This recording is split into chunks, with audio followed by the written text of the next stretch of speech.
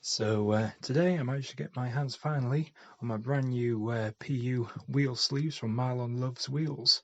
They're nice and soft and squishy. They're handmade in polyurethane. As you can see, they do have a little bit of flashing when they come, but they're all pretty uniform and they've got a nice little tread. I went for the ones that are mainly for street use. I'm going to pop them on using a technique of boil and pop. So first of all, we just need to clean up the wheel nice and thoroughly so there's no dust. Then I'm going to use a container that I can put some hot water in, along with a bag that I can put the wheel in to keep it nice and dry. We're just going to fill up a kettle there and get that on the boil. And once it's boiled, we can start the boil and pop trick. So to do this, we're basically just going to fill this container with enough water to get it nice and hot. We're going to aim for about 75 degrees. And we're just going to leave the wheel in there until the polyurethane softens up a bit and it's nice and flexible. That should help us to get them on over the wheel really easily. So when we're doing it, we just need to locate the side that's got the little bit of extra, just to save street bite just as your board hits it. So just make sure that's facing towards the board. So when I started it, first time I tried it, I just tried to get it straight over the wheel, which you can see it does work, but it takes quite a bit of force to do it that way, and I did feel like I was going to potentially break that little ridge that's on the inside and outside edge. So the second time I tried it, I did it at 90 degrees like a Saturn's ring. I found this to be much easier. It just pops on over, and once it's in place you can just rotate it, make sure that the little lip is sat nicely over your original wheel and it's all running quite smooth. So on the last one here, I had to do that twice because the lip initially did get stuck under the wheel, so I ended up just kind of softly manipulating that and just moving it around until it all started to play nice. I would actually recommend getting a blunt instrument that you can use just to hook out any little snags that you might find. I had a little look around in my drawers and I found this old pair of tweezers. It's got a nice flat back end, and I use that one just to get underneath the lip and then rotate the wheel just to get it all sat nice.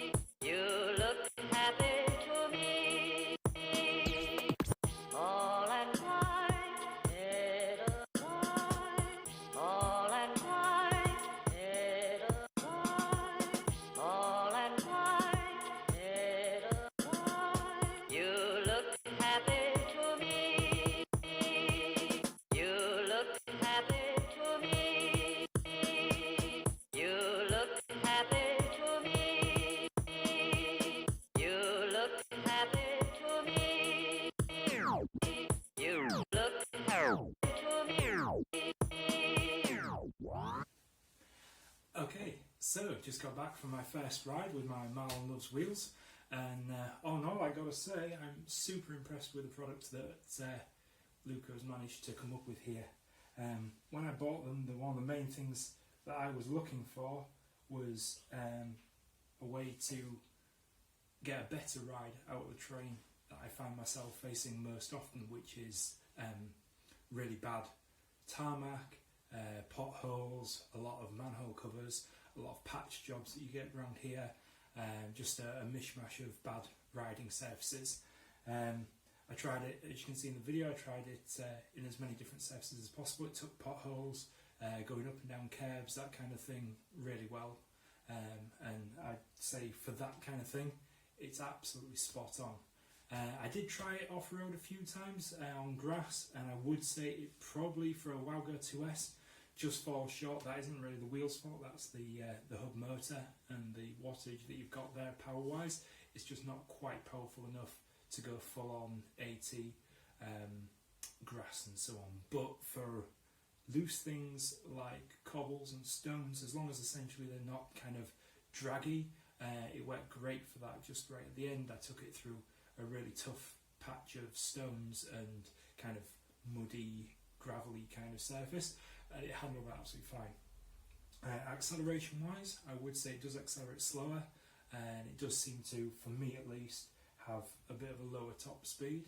But then again, I would say that my solution to that was to just kick the board a couple of times manually to get it started, rather than go from like a dry start on the control. I find it just kicking off like you would on a regular kickboard was enough just to get the motors moving, so when you tick them off it goes up as normal, so no real problems there. But all in all, I'm really impressed. I do think given a bit more time they'll bed in even better. At the moment I can just see a little bit of wobble with the way that they're fitting, but I'm sure a few more rides they will go in place. I did try some pretty tight curbs and I didn't feel any slippage. I'll be checking them later just to make sure that's the case. But yeah, overall, Marlon loves wheels. I would say Phil loves wheels too. Thank you. Bye.